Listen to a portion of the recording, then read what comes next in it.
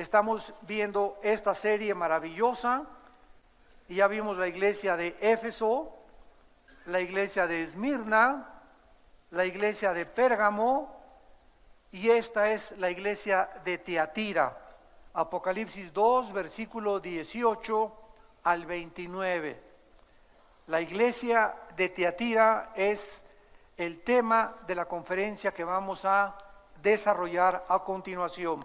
Antes de entrar de lleno a esta conferencia, les recuerdo que el capítulo 1 del Apocalipsis es la aparición de Jesús ya glorificado y resucitado al apóstol Juan.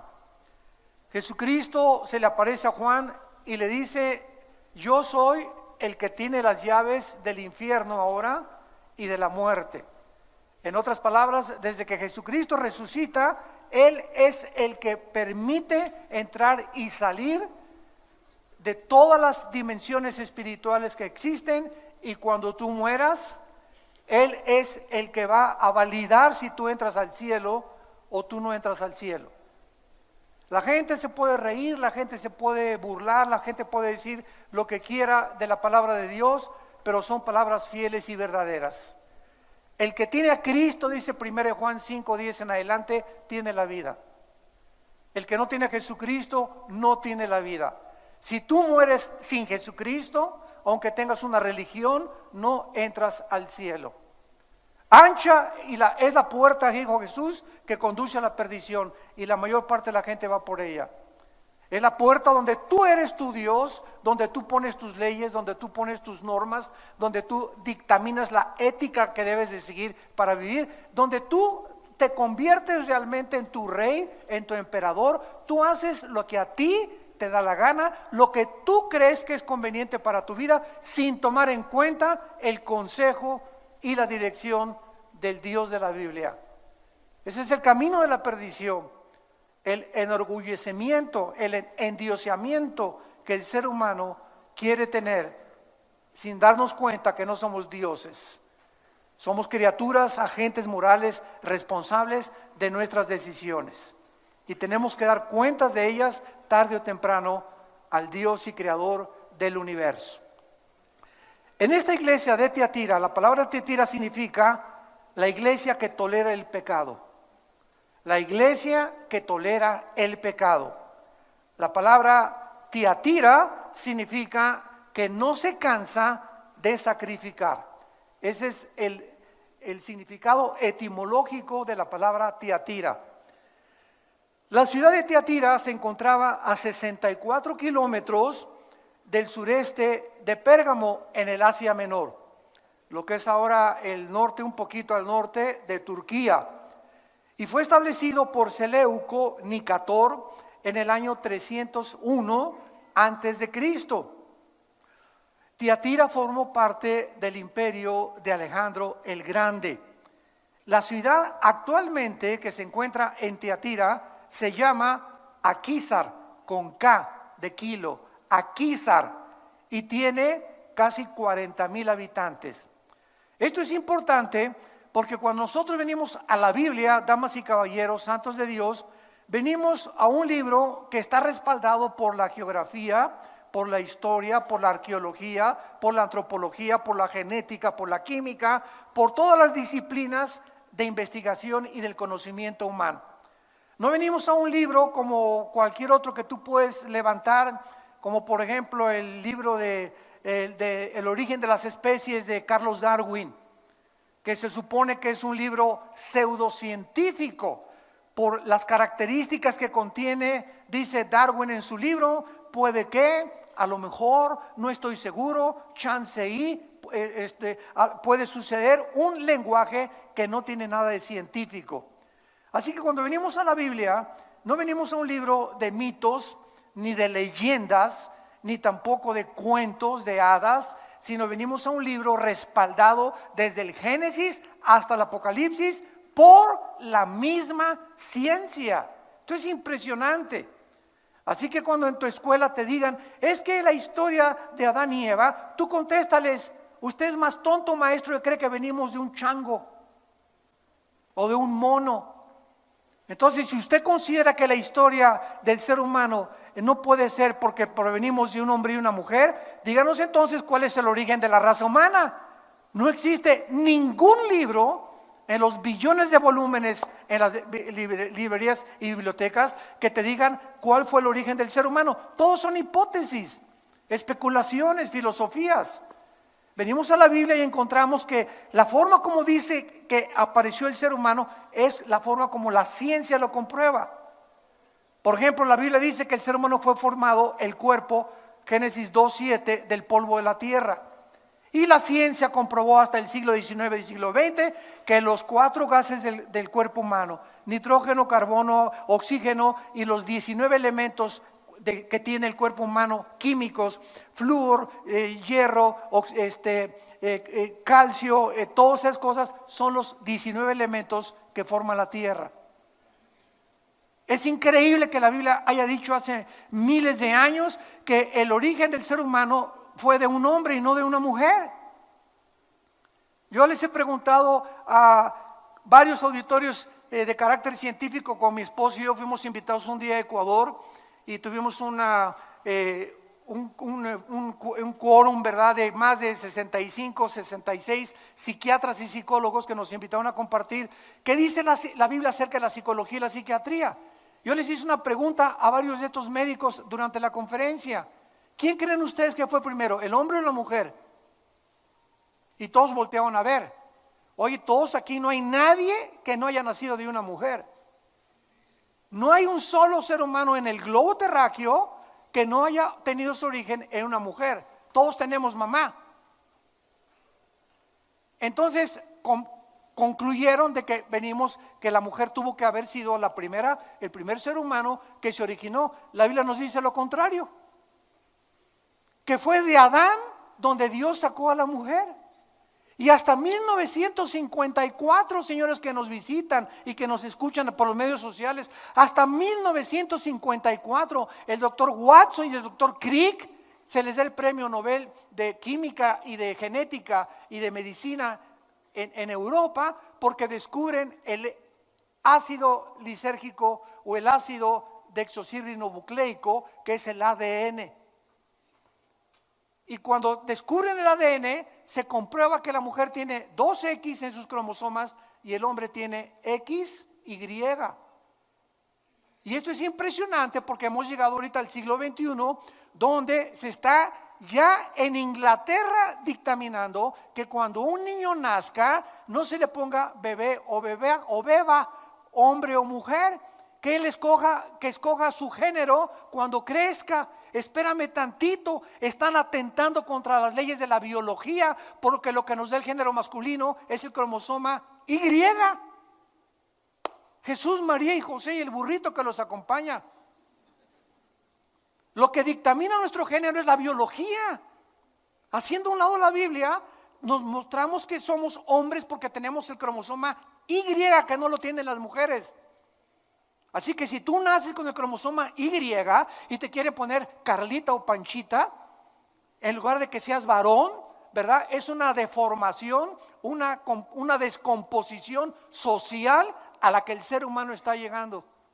Transformarnos en algo que no somos, robarnos nuestra identidad que Dios nos dio a su imagen y semejanza. Es el punto al que el ser humano ha llegado. ¿Por qué? Por hacer a un lado la revelación divina de Dios en las Sagradas Escrituras. Vemos pues que esta ciudad de Tiatira no es un cuento, sino que hace 2000 años existió y actualmente se llama Aquisar, y era el camino donde viajaba el correo imperial romano. Llegó a ser el oasis de la cultura griega, de la cultura helénica, Tiatira, en el Asia Menor. El dios de Tiatira era Apolo, un héroe militar, y Tirimno, otro héroe militar que aparecía en las monedas antiguas, con un soldado montado en un caballo y armado en la mano derecha con un hacha o con una espada. También Tiatira tenía un oráculo impresionante, un santuario, estatuas por todos lados de la adivinación. Estaban involucrados en la adivinación, en la brujería, en el ocultismo, y la sacerdotisa más importante se llamaba Sámbate, con S de Samuel. Era el centro también, Tiatira, del teñido y del comercio de la tela de lana. ¿Se acuerdan ustedes en Hechos 16:14 que dice la Biblia, una mujer llamada Lidia, vendedora de púrpura de la ciudad de Tiatira, que adoraba a Dios? Oyendo, el Señor abrió su corazón para que estuviera atenta a lo que el apóstol Pablo estaba predicando o enseñando. Así pues, Tiatira era conocida por sus grandes fábricas de tela, y ahí se encontraba el color púrpura, que era el color de la realeza. Casi todos los magistrados, los reyes, los emperadores traían capas de color púrpura. ¿Se acuerdan que Jesucristo, cuando lo crucificaron, le pusieron un manto de color púrpura, burlándose de él, diciendo, este es el rey de los judíos? Muy bien, vamos a ver los problemas que esta iglesia tenía, porque los mensajes a las 7 iglesias del Apocalipsis son mensajes que podemos nosotros relacionarnos con las iglesias del siglo XXI. No todas las iglesias son las características de aquí de la iglesia de Toluca, otras características las tiene la iglesia de Veracruz, otras las de España, otras las de África, en fin, ¿verdad? Decimos en México, cada quien se ponga el saco que le quede, ponte el sombrero que te quede. Si los mensajes que Cristo está abordando, tú sientes que son para ti, ese es el saco que tú te debes de poner. Y como consecuencia, arrepentirte. Y se nos escuchan líderes y pastores que muchas veces cometen los pecados que estas iglesias cometieron. Nosotros los líderes tenemos que tener la convicción personal de cambiar también nuestra forma de actuar, nuestra forma de enseñar, nuestra forma de conducirnos. Esta iglesia tenía 3 problemas principales.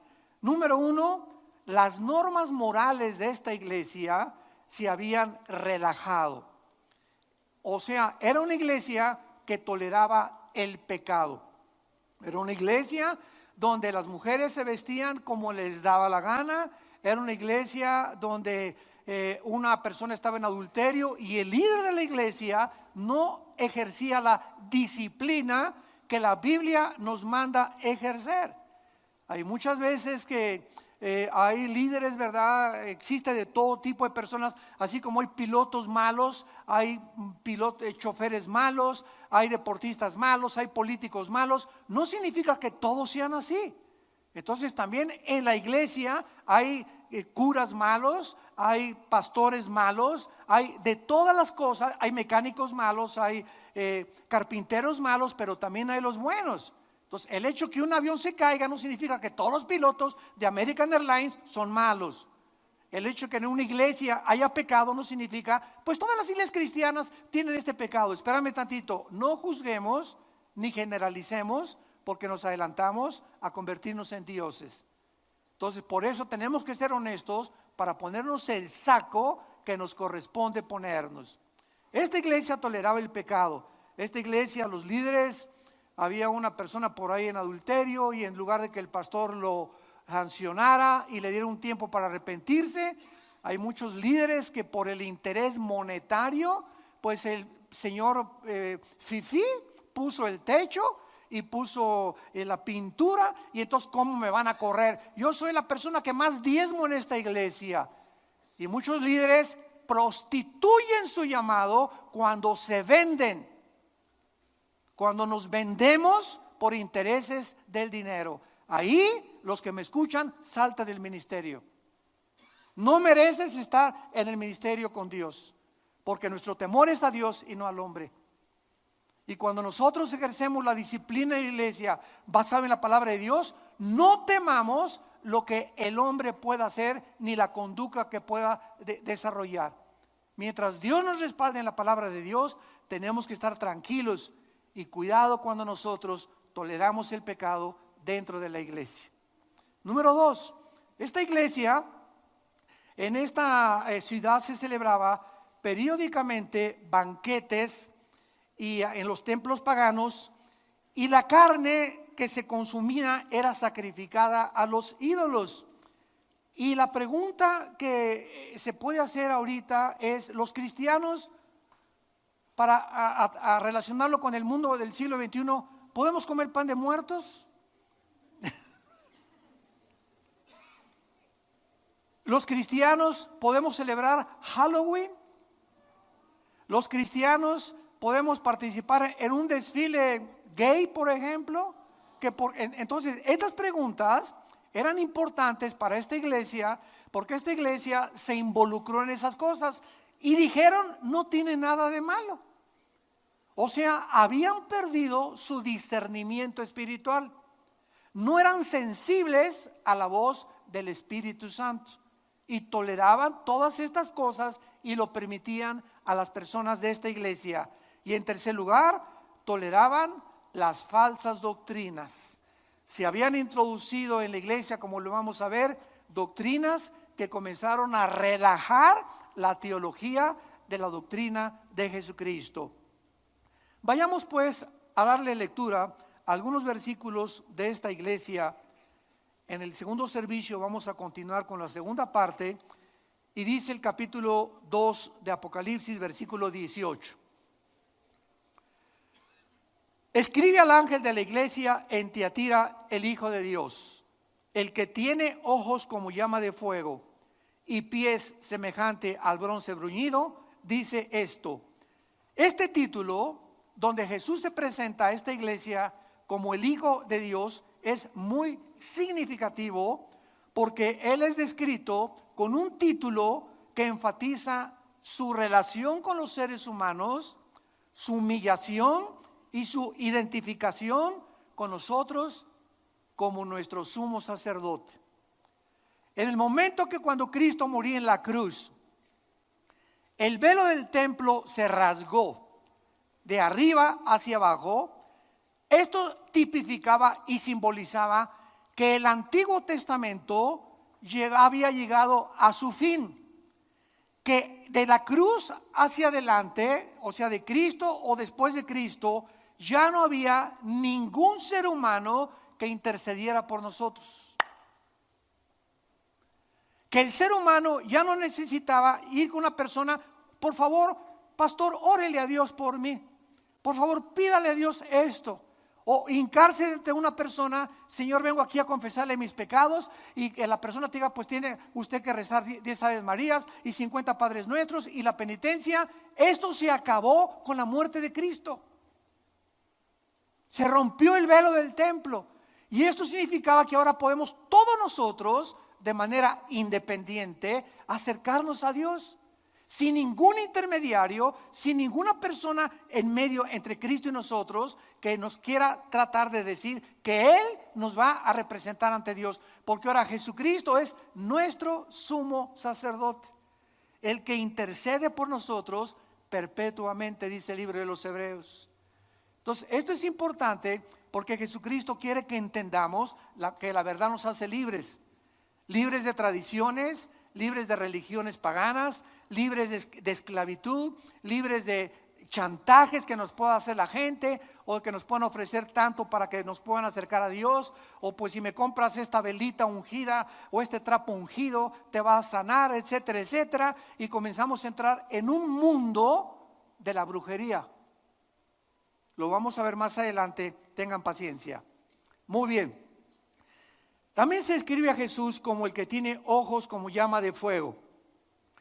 Esta descripción es tomada del capítulo 1 de Apocalipsis, versículo 14, cuando Jesucristo se presentó ante Juan con los pies como bronce bruñido y los ojos como llama de fuego. La Biblia es un libro espiritual, damas y caballeros, santos de Dios. Es un libro que tiene símbolos y tiene metáforas. Y una persona que no tiene al Espíritu Santo no puede venir a este libro y decir: yo creo que significa esto, o para mí esto significa aquello. Espérame tantito. Dice 2 de Pedro capítulo 1, la Biblia no es de interpretación privada, sino que cuando aparece un símbolo en la Biblia, dentro de la misma Biblia encontramos ¿Qué significa?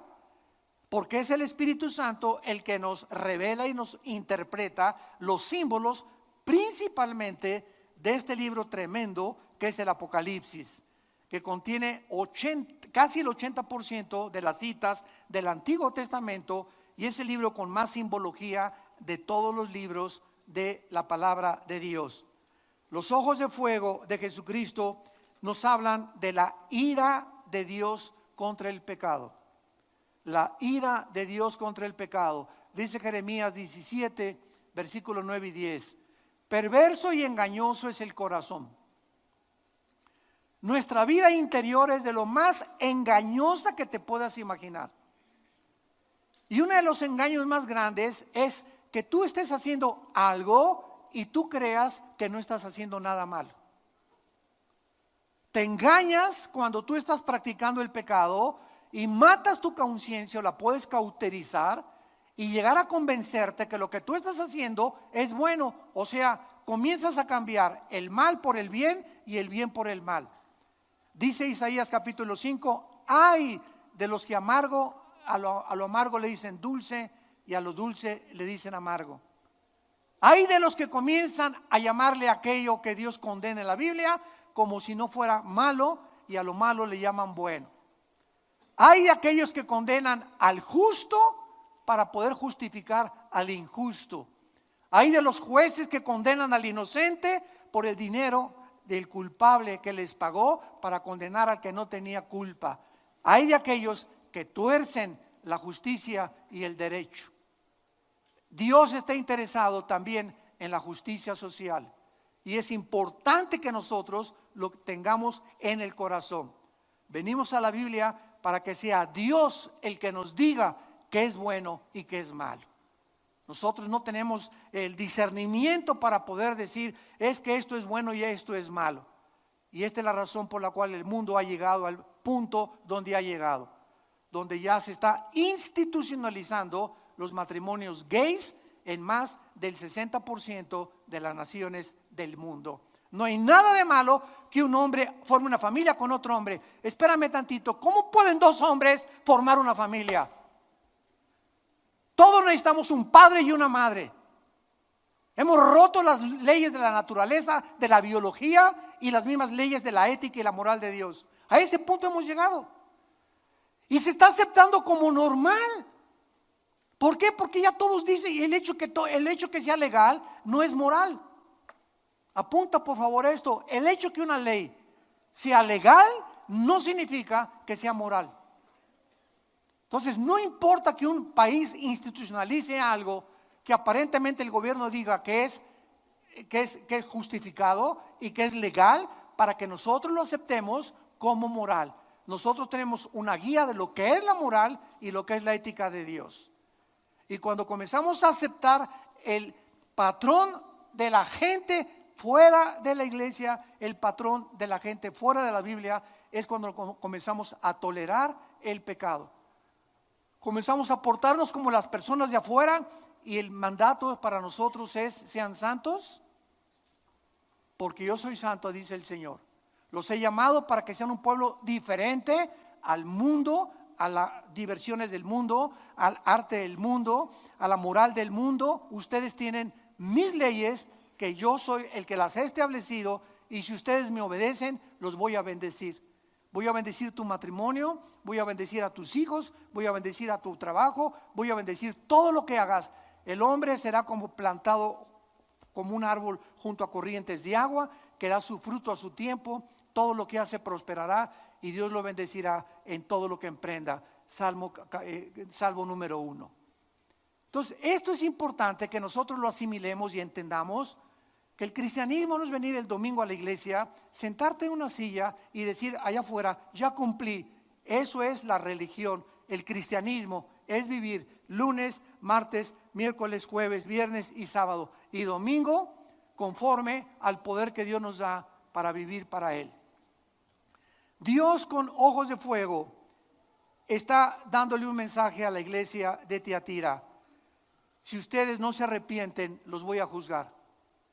Un Dios que no juzgara el pecado, un Dios que no castigara el pecado, sería un monstruo. Sería una deformación moral en el universo. Si existe un Dios que creó el universo y que permitió que el mal entrara para que tuviéramos la oportunidad de escoger libremente nosotros, rechazarlo o aceptarlo, o saber que el amor no puede ser forzado. Si tú amas a alguien y es forzado el amor, no es amor. El amor requiere de libertad del corazón. Tú no puedes obligar a tu esposa a que te ame.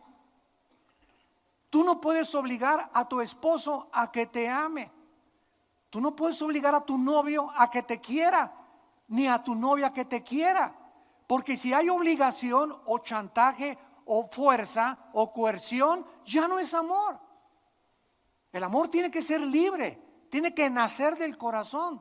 Y si no es así, no es amor. Esta es la cuestión ética que trata la Biblia.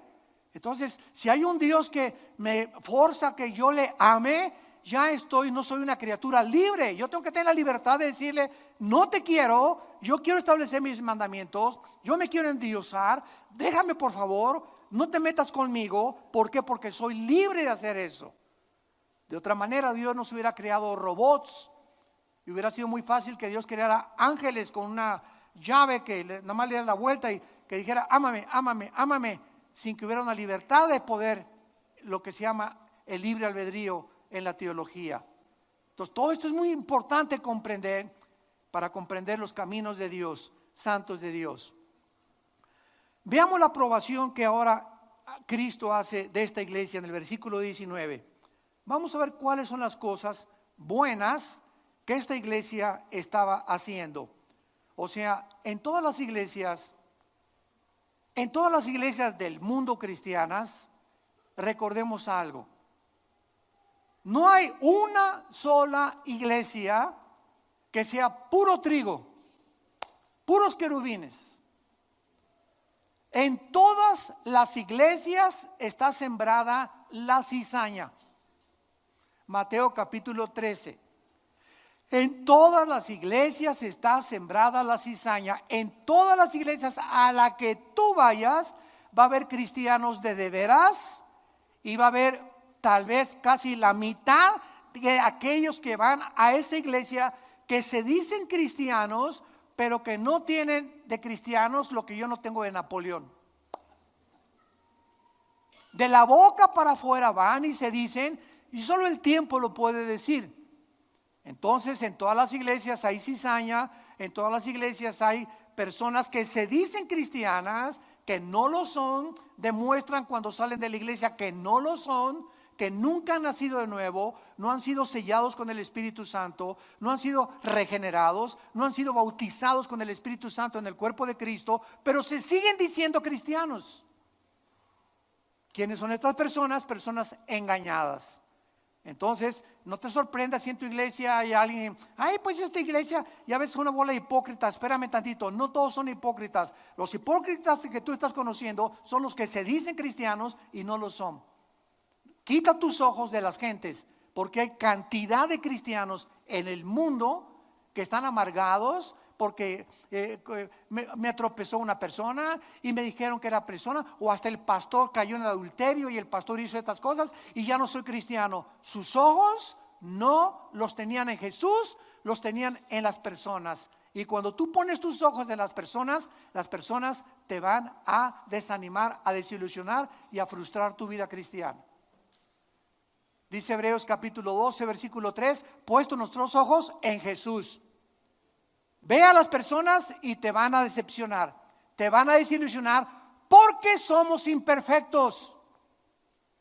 No hay nadie que pueda parecerse a Jesús y ser inmaculado ni ser impresionante, sin pecado. Todos de alguna forma tenemos defectos, debilidades en el carácter que Dios está trabajando con ellos. Pero los que son cristianos se arrepienten, como lo vamos a ver. Abrazan a Cristo, se sienten mal por el pecado, se levantan, porque ningún cristiano se queda tirado. El cristiano que se queda tirado nunca fue cristiano. A Dios no le sorprende que un cristiano caiga de vez en cuando, le sorprende que te quedes tirado y ya no me quiere y ya Dios me puede perdonar. Como Judas, como creyó que Cristo no lo iba a perdonar, se ahorcó y se suicidó. Si hubiera creído que Jesús era el Mesías y que había perdón en su cruz, no se hubiera quitado la vida. Judas.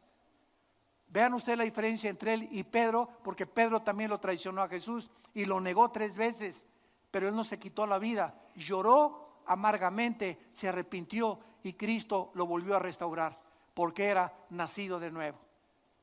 Muy bien. Dice aquí en el versículo 19, yo conozco tus obras. Esta iglesia fue aprobada por el Señor porque manifestaba amor y lealtad en el servicio y paciencia, indicando que muchos hacían buenas obras, que no son malas. Amor. En esa época en Tiatira se construyeron muchos hospitales y asilos para ancianos cristianos, lo cual es una manifestación del amor cristiano. El cristiano verdadero, vuelvo a repetir, no solamente viene aquí el domingo a la iglesia, sino que el cristiano verdadero se involucra también en obras sociales, porque vivimos en una sociedad, no vivimos en un castillo de pureza, un edificio de cristal y apartados de todo el mundo. Púchila, yo no voy para acá, púchila para esto, aquí nada más yo aquí encerrado en mi casa, porque si no me contamino con el mundo. No, Cristo fue a buscar a los pecadores. Entonces el cristiano, nadie levante la mano. ¿Cuándo fue la última vez que fuiste a un asilo de ancianos a orar por los viejitos? Nadie levante la mano, no quiero lastimar a nadie. ¿Cuándo fue la última vez desde que tú te convertiste que has ido a una cárcel de mujeres o al Moloya o a alguna otra cárcel que nos permiten entrar a llevarles a los presos folletos, a regalarles Biblias o a hablarles de Cristo?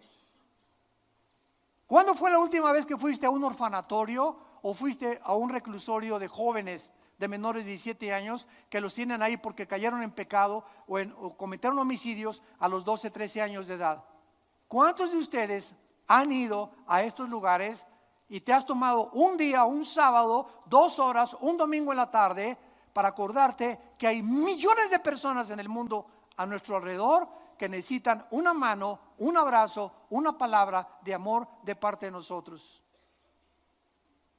Dios nos está viendo y Dios sabe cuando amamos verdaderamente, y ya vamos a olvidarnos de eso. ¿Cuándo fue la última vez que un hermano en la iglesia supiste que estaba enfermo y lo fuiste a visitar por el amor de Dios? Virgen del Socorro. Ya olvidemos cárceles, orfanatorios. ¿Cuándo fue la última vez que una hermana le llevaste, y sabes, está enferma, le llevaste unos cornflakes, le llevaste 1 kilo de arroz a su casa a una viuda de la iglesia? ¿Cuándo fue la última vez que lo hiciste? Allá atrás tenemos una mesa de despensa para que los que se acuerden el domingo ustedes traigan 1 kilo de arroz, 1 kilo de avena y lo pongan allá atrás. Y tenemos viudas aquí en la iglesia a quienes les damos semanalmente estas despensas. Porque no solamente es predicar, es la ayuda social también. Mi esposa Marta tiene una organización que se llama Tamar. Muchos de ustedes lo conocen. ¿Y a qué se dedica mi esposa entre semana? Están entrenando a mujeres que son golpeadas en sus casas, que sufren violencia intrafamiliar, que no hay el tiempo para educarlas aquí en la iglesia, y entre semana van y les enseñan cómo cocinar, les enseñan cómo tejer, las preparan, las guían a Cristo. Tenemos asistencia del gobierno del Estado de México, psicológica, legal, jurídica, de parte de abogados. ¿Por qué? Porque también nos involucramos en obras sociales, y muchos de los diezmos que ustedes dan son precisamente para estas obras sociales. Y tú ni siquiera el diezmo das. ¿Qué implica esto? Que no te importa nada la gente. Tu cristianismo es de la boca para afuera. Y les hablo así porque estamos a punto de irnos con el Señor. Y ya tienes que entender lo que es un cristiano. Es un mensaje de urgencia. Tenemos que sonar la alarma. El Señor viene, arrepiéntanse. Arrepiéntanse, porque es demasiado tarde. Si cae como un lazo sobre el mundo y tú creíste que eras cristiano y nunca lo fuiste, nunca hubo un fruto en tu vida de que realmente amabas a Jesús. Conozco tu fe, de la fe y el amor nace el servicio y la perseverancia. Conozco tu paciencia, le dice Cristo a esta iglesia. Era una iglesia que no se daba por vencida, perseveraba en buenas obras, etcétera, etcétera. Todas estas cosas eran el remanente. Les está hablando Cristo a los que realmente eran cristianos. tenían buenas obras, tenían amor por los demás, tenían fe, servicio, paciencia y obras postreras. Pero ahora viene la acusación. Ahora viene la acusación para aquellos que se dicen cristianos y que vamos a ver en qué pecados cayeron, donde Dios les dice arrepiéntanse, porque ustedes ni siquiera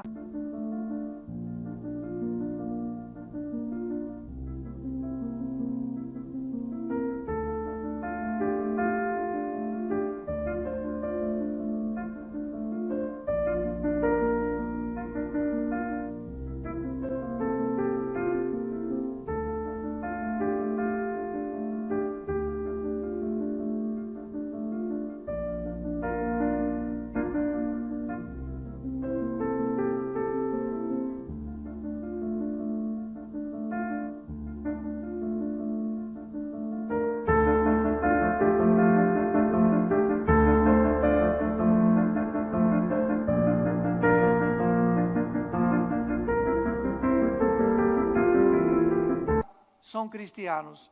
Y Cristo dice, se los voy a demostrar. Versículo 20. Pero tengo unas pocas cosas contra ti, que toleras que esa mujer Jezabel, que se dice, profetiza, enseñe y seduzca a mis siervos a fornicar, o sea, a tener relaciones sexuales y a comer cosas sacrificadas a los ídolos. Y le he dado tiempo para que se arrepienta, pero no quiere arrepentirse de su fornicación. He aquí, yo la arrojo en cama y en gran tribulación a los que con ella adulteran. Si no se arrepienten de las obras de ella, y a sus hijos heriré de muerte, y todas las iglesias sabrán que yo soy el que escudriña la mente y el corazón, y les daré a cada uno según vuestras obras. Podríamos decir en este momento, yo creí que Dios era peace and love. Yo creí que Dios era un Dios misericordioso, hermano. Yo creí que solamente teníamos que predicar peace and love, Dios te ama, no hay ningún problema, y no hay predicar contra el pecado. Hermanos, esto es las últimas palabras de Jesús a la iglesia. ¿Las habías oído antes? ¿Las habías oído antes? Porque ya no se predica esto. Ahora es peace and love nada más. Que la gente se sienta bien. Siéntese, doña Chuchita, está usted muy contentita. Dios la ama. No importa lo que haga, Dios la va a perdonar. Aquí todos lo recibimos con amor. Aquí todos nos amamos. Aquí recibimos a todos.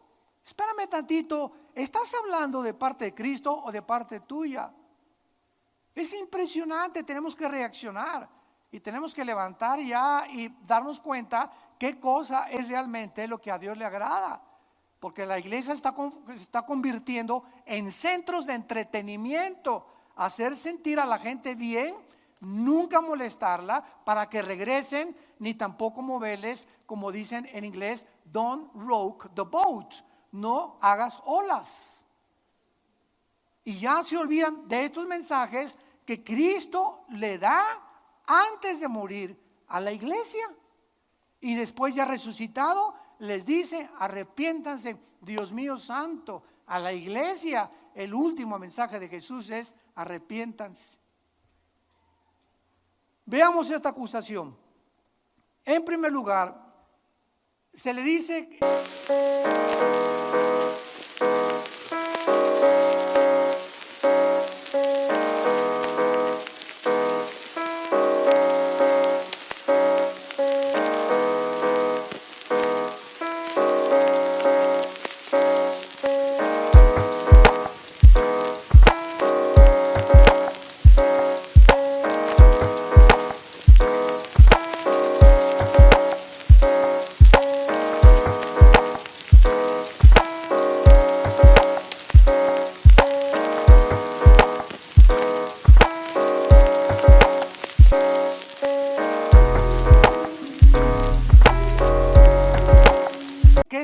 toleraba a una mujer llamada Jezabel. ¿Por qué se usa el nombre de una reina? Vamos a ver ahorita rápidamente en Primera de Reyes capítulo 16 en el Antiguo Testamento, quién era Jezabel para entender por qué el Espíritu Santo usa el nombre de Jezabel para asociarlo con una mujer que casi 600 años después, en la iglesia de Tiatira, era el mismo espíritu de esta mujer Jezabel que se introduce en todas las iglesias. Es un espíritu que se llama Jezabel. O sea que cuando Jezabel murió, ensangrentada, la aventaron desde un balcón, ¿verdad? Lo vamos a ver. Este espíritu que habitaba en Jezabel, en esta reina, se salen los espíritus y pululan, dice Lucas, en el Nuevo Testamento, los espíritus, esperando perpetuarse y meterse en otras personas que tengan las características que tenía Jezabel, para continuar en las iglesias, infiltrándolas, leudándolas, abortando el proyecto de Dios para esa iglesia.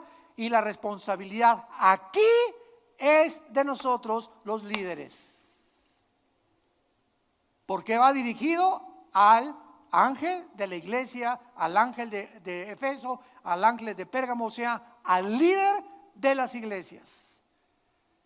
O sea, estos mensajes se aplican a los líderes y se aplican también al pueblo de Dios. En 1 Reyes 16, versículo 31, porque le fue ligera cosa andar en los pecados de Jeroboam, hijo de Nabat, y tomó por mujer a Jezabel, está hablando del rey Acab, hija de Elbaal, rey de los sidonios, y fue y sirvió a Baal y lo adoró. Este rey Acab era de Israel, va a otra provincia y se trae a otra reina, a otra mujer, para que se case con ella en Israel. Pero este rey, sin convicciones, trae a una mujer que adoraba a los dioses paganos y la pone como reina. Y la historia nos enseña, y la psicología nos enseña también, y la antropología también, que cuando una mujer es más fuerte que un hombre en carácter, la mujer termina dominando al varón. Esto se llama matriarcado.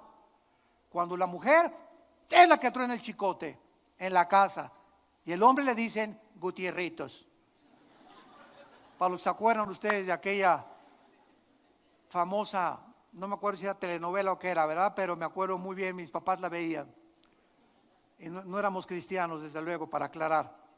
Muy bien.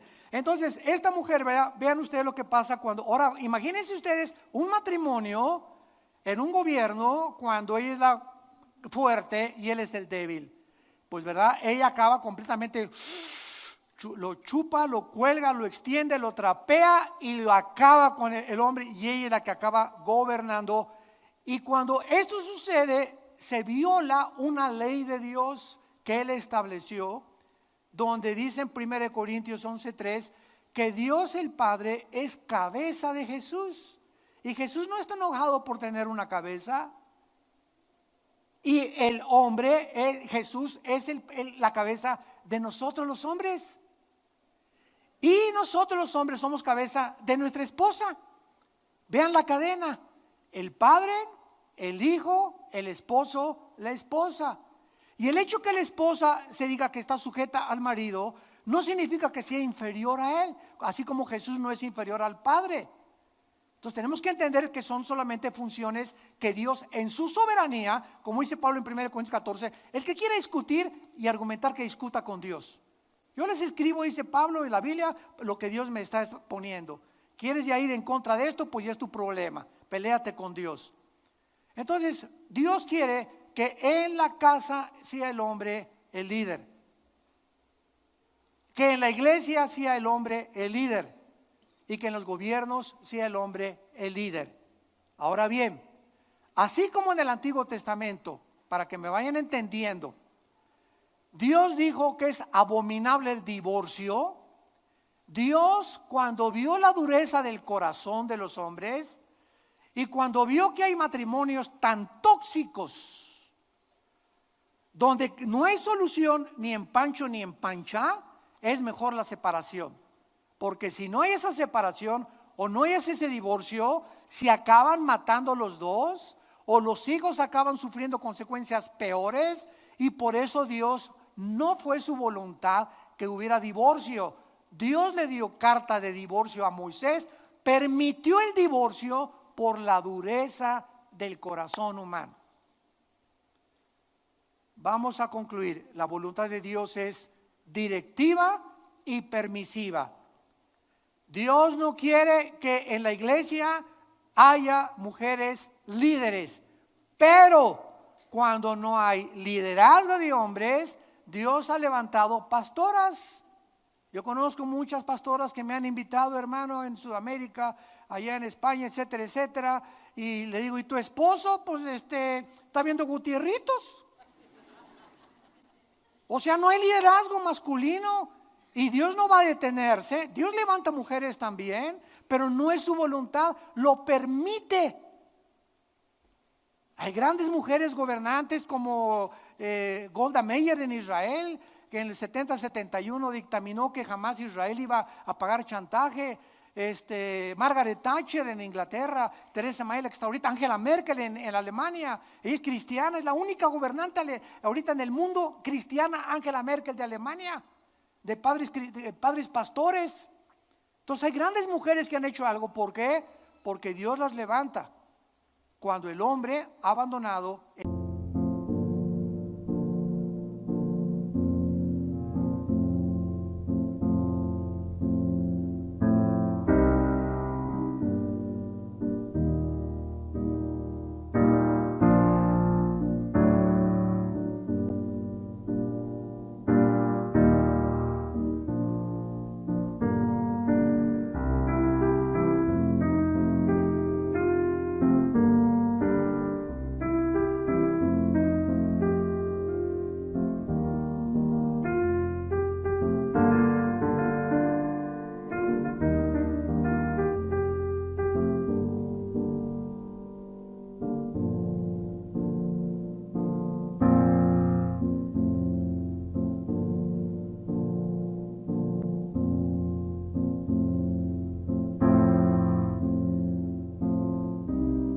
liderazgo, pero no es la voluntad de Dios.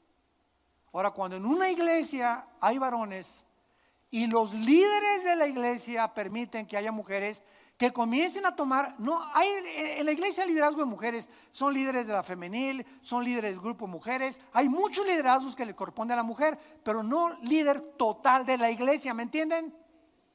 Esto es muy importante comprenderlo. Los líderes tienen que ser varones, acompañados de sus esposas. Luego, yo por ejemplo en nuestro matrimonio, yo no tomo decisiones solo, siempre le digo a Marta, oye gorda, ¿estás de acuerdo con esto? Por cierto, gorda no es que esté gorda, allá en Sudamérica que me escuchan, es un calificativo que usamos aquí en México para decirle mi terronchito de miel. Bueno. Entonces yo, o sea, tenemos muchos años, ¿verdad?, en el que no, pues yo soy la autoridad y el líder te tiene que someter a mí. Eso es autoritarismo. Damas y caballeros, la Biblia se llama Santa Biblia porque nos dice la verdad de la humanidad. La Biblia retrata lo que ahorita estás leyendo en la revista Alarma, en las noticias, que mataron, le cortaron la cabeza, lo suicidaron, lo partieron en dos, mataron a la embarazada. Todo lo que está pasando ahorita en el mundo lo leemos todos los días en los noticieros, en la televisión, en el radio, etcétera, etcétera. Aquí está con cientos de siglos de anticipación. El ser humano no ha cambiado, perverso y engañoso es su corazón. Esta mujer acabó como un animal en el suelo.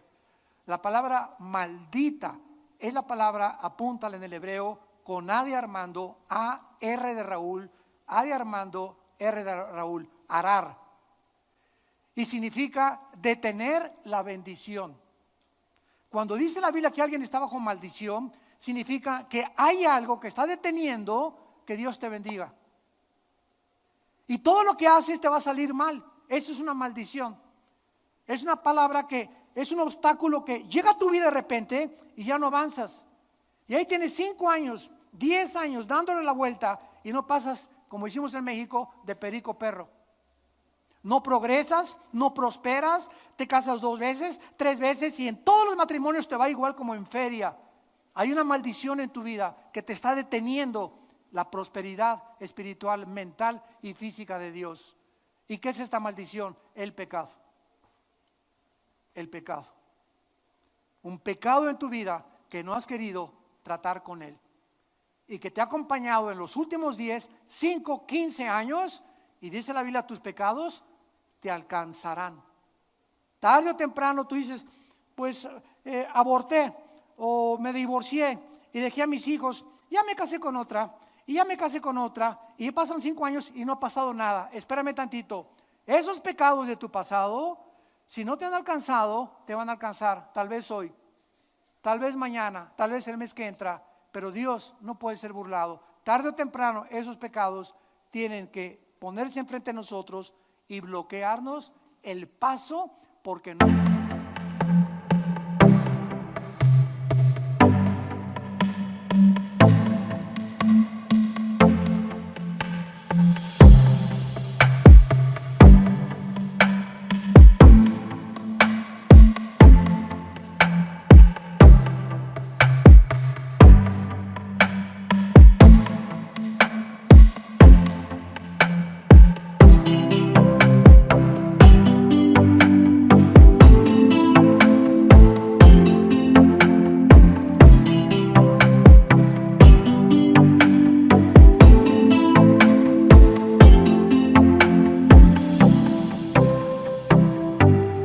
No podemos burlarnos de Dios. Eso es lo que se llama en la Biblia estar bajo una maldición. Es terrible. Muy bien, dice la Biblia también que esta mujer, regresamos a Apocalipsis, se decía profetiza. Imagínense nada más. Aquí terminamos, continuaremos después. Y todo esto nos indica, ¿verdad?, que esta persona muchas veces llegan a la iglesia y tengo una profecía de Dios. Hace algún tiempo estábamos en una iglesia en el centro cívico en Tlalnepantla, en México. Tenemos nuestra iglesia ahí. Tenemos como 5,000 personas más o menos. La iglesia creció tremendamente, ya la cambiamos, ya estamos en otro lado ahorita. Y una mañana llegaron 12 decanes y me dijeron, Pastor Armando, hay 3 señoras que quieren buscarlo a usted. Entonces llegaron estas 3, entre comillas, hermanitas, y me dijeron, pastor, somos 3, Maruca, Marí y Opingüe. Y las 3 somos profetas, así llegaron, tal cual textualmente, somos profetas y tenemos todos los dones del Espíritu Santo. Y venimos aquí, iglesia, porque Dios nos ha mandado a profetizar aquí en su iglesia. Les dije, bueno, bienvenidas, cómo no, con mucho gusto. Y se comenzaron a acudir. Ya ven, les dije, ¿verdad? El pastor nos va a decir, desde mañana comienzan a limpiar los baños, les dije. Y se volteaban las 3, oiga, ¿no oyó usted lo que le dijimos? Somos profetas. Le dije, muy bien, aquí en la iglesia, en Vida Nueva para el Mundo, tenemos una norma muy importante.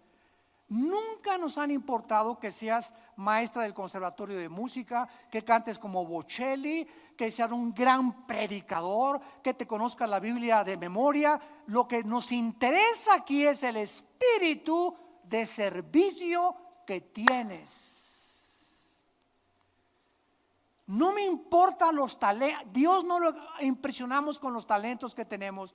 A Dios lo impresiona cuando le decimos, hágase conmigo tu voluntad. Los baños, ahí voy a los baños. Si esa es tu voluntad, me pongo a limpiar excusados, me pongo a barrer, me pongo a quitar sillas. Ahí vemos nosotros a dónde quiere esa persona llegar y qué motivaciones le están impulsando para un liderazgo que ni siquiera sabe que antes de que Cristo fuera coronado Rey de Reyes y Señor de Señores, Él murió en una cruz y se hincó a lavarnos los pies. Él nos lavó los pies antes de morir, para darnos cuenta que nadie llega a la corona si antes no cargamos una cruz. Te damos gracias, Señor, por tu palabra en esta mañana. Oh Señor, nuestra oración es que el Espíritu Santo nos redarguya de pecado, de justicia y de juicio, porque para eso vino el Espíritu Santo, a convencernos, a abrirnos el entendimiento para que comprendamos las razones de tu boca. No hay nada perverso ni escondido en tu palabra. Todas tus palabras son rectas. Todas tus palabras son verdad. Ábrele tu corazón al Espíritu Santo y pídele perdón. En esa área en la que el Espíritu ha tocado las fibras más sensibles de tu alma, pídele perdón. Arrepiéntete. Esto es lo que el arrepentimiento significa. Voy a cambiar mi manera de pensar. Estaba chueco mi manera de pensar, la voy a enderezar a la manera como Dios piensa. No como yo pienso, no como el mundo piensa, sino como Dios me ha dicho que piense a través de su palabra. Y dile a Dios en este momento tu pecado. Díselo, Él lo conoce.